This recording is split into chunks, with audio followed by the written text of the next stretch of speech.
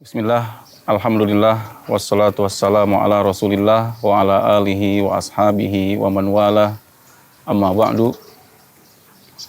Para pemirsa yang saya cintai karena Allah subhanahu wa ta'ala, suatu kali Ibnu Mas'ud radhiyallahu anhu, sahabat Rasulullah sallallahu alaihi wasallam, beliau berkumpul dengan murid-muridnya di sebuah majelis. Nah, Ibnu Mas'ud menyampaikan ilmu kepada mereka dan mereka mendengarkannya. Mereka berkerumun, mereka berkumpul di majelis tersebut dalam rangka memperoleh ilmu dari sahabat Rasulullah Sallallahu Alaihi Wasallam, yaitu Abdullah ibnu Mas'ud. Ketika mereka berkumpul, ada seorang Arab Badui yang lewat di hadapan mereka. Lalu si Arab Badui ini penasaran. Dia bertanya kepada Ibnu Mas'ud radhiyallahu anhu, "Wahai Ibnu Mas'ud, alama ijtama'u, dalam rangka apa mereka berkumpul, berkerumun kepada kamu tersebut?" Maka Ibnu Mas'ud mengatakan, "Ijtama'u ala mirasi Muhammadin sallallahu alaihi wasallam yaktasimunahu bainahum." Kata Ibnu Mas'ud, mereka berkumpul karena semua ingin mendapatkan bagian dari warisan Nabi Sallallahu Alaihi Wasallam. Mereka ingin mendapatkan warisan dari Nabi Sallallahu Alaihi Wasallam, yaitu mereka ingin mendapatkan ilmu yang disampaikan oleh Ibnu Mas'ud, yang tidak lain adalah warisan dari Rasulullah Sallallahu Alaihi Wasallam. Apa yang disampaikan oleh Ibnu Mas'ud ini tentu sesuai dengan apa yang disampaikan oleh guru beliau sendiri, yaitu Nabi Shallallahu Alaihi Wasallam, di mana Rasulullah Shallallahu Alaihi Wasallam mengatakan, al ulama warasatul anbiya, para ulama itu adalah pewaris para nabi, dan para nabi itu tidak mewariskan dinaron wala dirhaman. Mereka tidak mewariskan dinar, tidak mewariskan dirham. Wa innama warrasul ilm, akan tetapi mereka mewariskan ilmu. Faman akhadahu akhadha bihadzin wafir, dan barang siapa yang mengambil warisan dari Rasulullah SAW ini, maka sungguh dia telah memperoleh nasib yang banyak, bagian yang banyak. Maka pantas kalau mereka berkerumun ketika ada ilmu, mereka segera mendengarkan. Kenapa? Karena ingin mendapatkan warisan ini. Betapa kita sering melihat di dunia ini bagaimana orang-orang berkumpul, orang-orang berkerumun karena ada pembagian sembako umpamanya, ada pembagian santunan, ada pembagian secuil duniawi ini, orang berebut. Dan kita dituntut juga untuk berebut memperoleh warisan Rasulullah Sallallahu Alaihi Wasallam. Dan ini adalah sesuatu yang paling baik dari segala sesuatu, dari segala hal, adalah ketika kita memperoleh warisan Rasulullah Sallallahu Alaihi Wasallam tersebut. Hingga Sufyan Ats-Tsauri rahimahullahu taala mengatakan, la a'rifu syai'an afdalu min talabil ilmi. Saya tidak mengetahui sesuatu yang lebih baik, lebih utama daripada menuntut ilmu. Beliau juga di kesempatan yang lainnya mengatakan, ma min syai'in afdalu ba'da nubuwah, saya tidak melihat, tidak ada sesuatu yang lebih utama setelah kenabian min bastil ilmi, daripada menyebarkan ilmu. Orang yang menyebarkan ilmu, dia sedang membagi-bagi warisan dari Nabi Sallallahu Alaihi Wasallam, dan orang yang menuntutnya adalah orang-orang yang sedang berusaha memperoleh warisan dari Rasulullah Sallallahu Alaihi Wasallam yang sangat-sangat utama. Sebenarnya ketika dikatakan bahwa ilmu ini merupakan warisan Nabi, dan tentu yang dimaksud adalah al-ulum asy-syar'iyyah, ilmu-ilmu syariat, ilmu tentang agama ini sudah cukup untuk mendorong kita, memberi semangat kepada kita untuk bersungguh-sungguh memperoleh, mencari ilmu tersebut. Akan tetapi karena saking utamanya ilmu tersebut, karena luar biasanya keutamaan, kebaikan yang bisa kita peroleh dari ilmu tersebut, Allah Subhanahu wa taala, Rasulullah sallallahu alaihi wasallam terus-menerus bertubi-tubi memberikan dorongan kepada kita untuk senantiasa mencari ilmu, menyebut lagi di banyak ayat, di banyak hadis tentang keutamaan ilmu dan ahli ilmu. Saya ingin menyebutkan di antara keutamaan sebagai dorongan kita untuk semangat untuk mencari ilmu syar'i ini. Di antaranya misalnya Allah Subhanahu wa taala bagaimana mendorong Nabi kita Muhammad sallallahu alaihi wasallam untuk senantiasa menambah, meningkatkan ilmu dan senantiasa berdoa kepada Allah Subhanahu wa taala agar ditambah ilmunya. Kata Allah Subhanahu wa taala, "Wa qur rabbi zidni ilma." Katakanlah wahai Muhammad, wahai Rabb, tambahkanlah untukku ilmu. Allah Subhanahu wa taala tidak memerintahkan Rasulullah untuk berdoa meminta hal yang lainnya, menunjukkan ilmu ini adalah sesuatu yang luar biasa, yang istimewa dalam pandangan Allah Subhanahu wa taala. Ilmu juga menjadi tanda bahwa seseorang itu diinginkan dipilih oleh Allah Subhanahu wa taala menjadi seorang yang baik. Seorang yang mendapatkan karunia ilmu menunjukkan dia dikehendaki oleh Allah Subhanahu wa taala kebaikan pada dirinya. Kata Rasulullah sallallahu alaihi wasallam, "Man yuridillahu bihi khairan yufaqihu fiddin." Barang siapa yang Allah inginkan seseorang itu berada di dalam kebaikan, maka Allah beri dia pemahaman di dalam agama. Yang kedua, di antara keutamaan ilmu untuk mendorong kita semangat di dalam menuntut ilmu.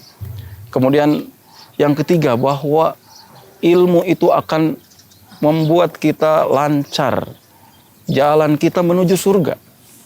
Bagaimana Rasulullah Shallallahu Alaihi Wasallam bersabda, "Man salaka tariqan yaltamisu fihi ilman, sahalallahu bihi tariqan ilal jannah." Barang siapa yang menempuh suatu jalan untuk menuntut ilmu, maka Allah akan memudahkan jalannya menuju surga. Kemudian yang lainnya, yang keempat, diantaranya lagi bahwa ilmu itu dikatakan oleh Rasulullah Sallallahu Alaihi Wasallam bahkan lebih utama daripada ibadah. Rasulullah Sallallahu Alaihi Wasallam sendiri yang mengatakan, "Fadlul ilmi ahabbu ilayya min fadlil ibadah." Keutamaan ilmu lebih saya cintai daripada keutamaan ibadah.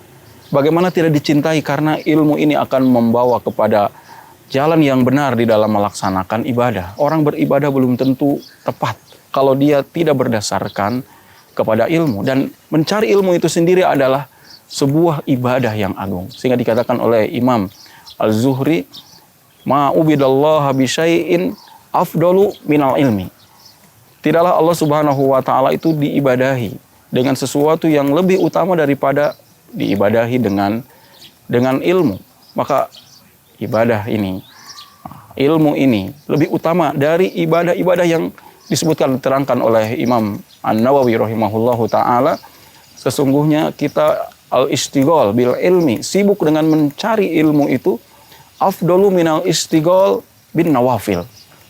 Sibuk kita mencari ilmu itu lebih utama daripada kesibukan kita dengan ibadah-ibadah sunnah. Baik itu sholatnya, zakatnya, saumnya. Alasannya, kata Imam An-Nawawi rahimahullahu ta'ala, karena kesibukan kita mencari ilmu, faidah yang akan kita dapatkan dari ilmu tersebut, tabqa faidatuhu, akan langgeng faidahnya, akan terus menerus faidahnya. Kenapa? Karena ketika dia meninggal sekalipun, faidah, pahala yang diperoleh olehnya akan terus berkesinambungan. Kenapa? Dari ilmu yang dimanfaatkan, dari ilmu yang dia ajarkan kepada orang lain, dari ilmu yang kemudian dia amalkan dan dicontoh oleh orang lain, itu menjadi pahala yang terus mengalir sekalipun dia sudah meninggal dunia. Tapi kalau ibadah semata, maka bisa jadi dia berhenti, amalannya, pahalanya berhenti ketika dia sudah meninggal dunia. Dan yang berikutnya, bahwa ilmu itu kalau tadi dikatakan lebih utama daripada ibadah, tentu lebih-lebih lagi dia lebih utama daripada dunia ini. Bahkan dari segala isi dunia ini. Ini yang dikatakan oleh Rasulullah SAW, ad-dunya mal'unah. Sesungguhnya dunia ini tercela. Mal'unun ma fiha. tercela semua yang ada di dalamnya. Kata Rasulullah, illa dzikrullah, kecuali dzikir kepada Allah. Dzikir yang kita lakukan di dunia ini tidak tercela, tidak masuk bagian dari mal'unah tadi. Kemudian wa ma walahu, dan segala ketaatan yang kita lakukan untuk Allah Subhanahu wa taala ini tidak tercela. Dan yang ketiga wa alim, dan seorang alim yang berilmu di dunia ini tidak termasuk bagian dari dunia yang dicela. Wa muta'allim, dan orang yang menuntut ilmu, dia juga keluar dari bagian dunia yang dicela, yang terkutuk, yang mal'unah yang dikatakan oleh Rasulullah Shallallahu Alaihi Wasallam. Dan yang lainnya yang ingin saya sebutkan untuk mendorong kita semangat dalam menuntut ilmu, bahwa sesungguhnya ilmu ini akan mengangkat derajat seseorang. Dia diangkat derajatnya, dia dimuliakan bahkan di dunia ini sebelum di akhirat. Seseorang yang berilmu dimuliakan oleh Allah Subhanahu wa taala di dunia ini, dan ini sebagai buah yang dipercepat oleh Allah Subhanahu wa taala. Dia dimuliakan, dan kita secara naluri kita tidak bisa memungkiri hati kita memuliakan orang yang berilmu. Kita mengagungkan, kita menganggap orang yang berilmu itu istimewa. Di dunia ini kita memuliakan apapun keadaannya. Mungkin dia secara duniawinya mungkin kurang, secara fisiknya mungkin juga lemah, akan tetapi Allah mengangkat derajatnya. Kata Allah Subhanahu wa taala, yarfa'illahu alladhina amanu walladhina utul ilma darajat.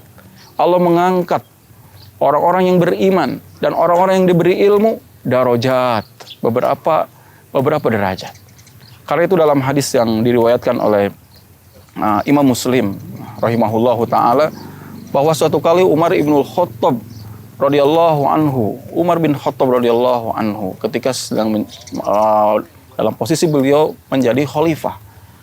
Kemudian gubernur Mekah yang bernama Nafi bin Abdul Haris datang menemui Umar bin Khattab radhiyallahu anhu yang saat itu sedang berada di sebuah wilayah yang namanya Asfan atau Usfan. Kemudian Umar bin Khattab bertanya kepada Nafi yang saat itu menjadi gubernurnya di kota Mekah.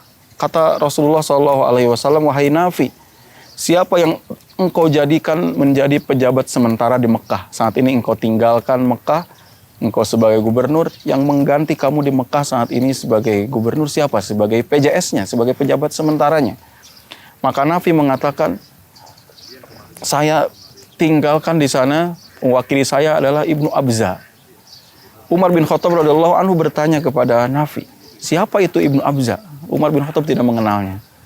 Kata Nafi, Ibnu Abza adalah min mawalina. Dia adalah bekas hamba sahaya kami. Di antara bekas hamba sahaya kami. Kata Umar bin Khattab radhiyallahu anhu, engkau tunjuk seorang bekas hamba sahaya sebagai pengganti, sebagai gubernur, sebagai pejabat sementara kegubernuran di Mekah. Kata Nafi, innahu qari'ul Qur'an wa a'lamuhum bil faraid. Sesungguhnya Ibnu Abza itu adalah seorang yang ahli Al-Quran dan dia orang yang menguasai ilmu faraid. Padahal dia bekas seorang hamba sahaya, akan tapi karena ilmunya ditinggikan, diangkat, dipilih sebagai pejabat sementara di kota Mekah. Maka Umar ibn Khattab radhiyallahu anhu mengatakan, benar apa yang dikatakan oleh Rasulullah sallallahu alaihi wasallam, innallaha yarfa'u bihadzal kitabi aqwaman wa yad'u biha akharin. Sesungguhnya Allah itu mengangkat derajat suatu kaum dengan ilmu Al-Quran ini, dan sebagian kaum direndahkan oleh Allah Subhanahu wa taala gara-gara tidak memiliki ilmu Al-Quran ini. Atha bin Abi Rabah rahimahullahu taala, tidak ada yang asing dengan nama ini, semua mengenal Atha bin Abi Rabah, seorang ulama besar dari masa tabi'in. Beliau seorang mufti. Semua orang merujuk kepada ilmunya, berkonsultasi apabila ada permasalahan dalam masalah agama kepada Atha bin Abi Rabah. Padahal secara fisik dia itu kulitnya hitam dan dia juga seorang bekas hamba sahaya. Dulunya hamba sahaya milik seorang majikan di kota Mekah. Kemudian matanya juga ada cacatnya, hidungnya juga kecil. Secara fisik dia tidak sempurna, orang-orang secara pandangan manusia, secara lahiriah banyak kelemahannya. Akan tetapi dia seorang mufti, diagungkan oleh orang-orang, Semua orang datang apabila ada permasalahan tentang masalah agama, berkonsultasi dengan Atha bin Abi Robah. Bahkan khalifah di zaman Muawiyah, di zaman tersebut, namanya Sulaiman bin Abdul Malik bin Marwan, sengaja datang menemui Atha bin Abi Robah, membawa kedua anaknya berkonsultasi kepada Atha bin Abi Robah. Dia ingin menanyakan beberapa permasalahan terkait dengan ibadah haji. Ketika datang ke tempatnya Atha di masjid, Atha sedang melaksanakan sholat. Maka Khalifah Sulaiman bin Abdul Malik dia menunggu selesainya sholat atau menunggu.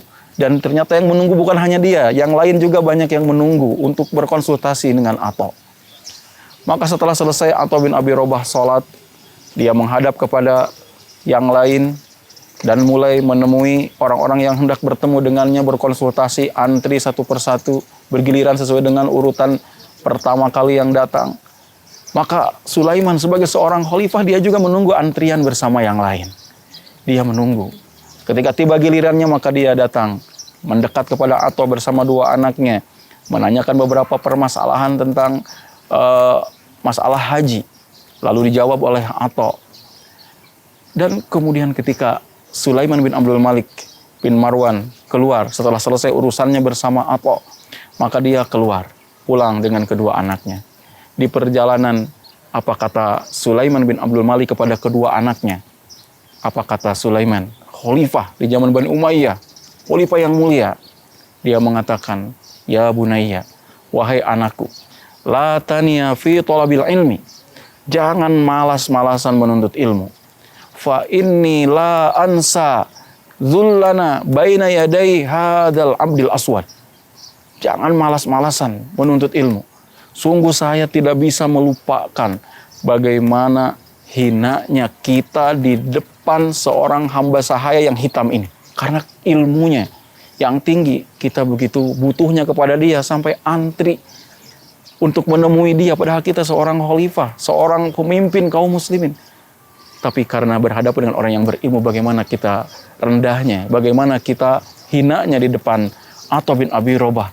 Padahal dia seorang hamba sahaya yang hitam, maksudnya bekas hamba sahaya yang hitam karena beliau sudah merdeka dari hamba sahaya tersebut. Dan ini menjadi inspirasi bagi Sulaiman bin Abdul Malik agar anaknya tidak berleha-leha dalam menuntut ilmu. Dan ini juga yang seharusnya menjadi motivasi, menjadi spirit bagi kita semua. Jangan ada yang berleha-leha di dalam menuntut ilmu. Sesungguhnya bagaimana Allah mengangkat derajat orang yang berilmu. Bagaimana ilmu itu adalah warisan dari para nabi. Bagaimana ilmu itu lebih utama daripada ibadah. Bagaimana ilmu itu lebih utama daripada dunia dan segala isinya. Bagaimana ilmu itu akan memudahkan jalan kita menuju surga, dan siapa yang tidak mau dengan surga yang kenikmatannya tidak terhingga, tidak terbayangkan oleh kita semua. Mudah-mudahan ini menjadi motivasi kita untuk sungguh-sungguh semangat dan tidak berleha-leha di dalam menuntut ilmu syar'i, di samping keutamaan-keutamaan yang banyak lagi yang bertubi-tubi Allah Subhanahu wa taala sampaikan, dan juga Rasulullah sallallahu alaihi wasallam menyatakan di dalam hadis-hadisnya tentang keutamaan menuntut ilmu dan ahli ilmu. Wallahu taala a'lam bis-shawab. Aqulu qauli hadza wa astaghfirullah li wa lakum. Wassalamualaikum warahmatullahi wabarakatuh.